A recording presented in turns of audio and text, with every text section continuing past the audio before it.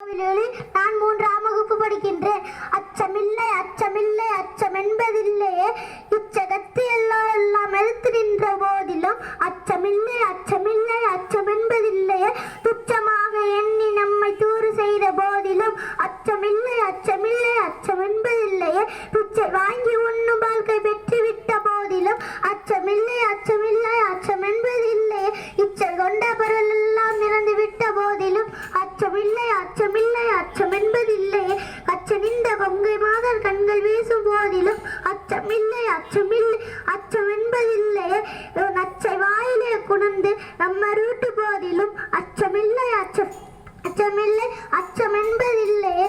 பச்சையும் அணிந்த வேற்படைகள் வந்த போதிலும் அச்சமில்லை அச்சமில்லை அச்சம்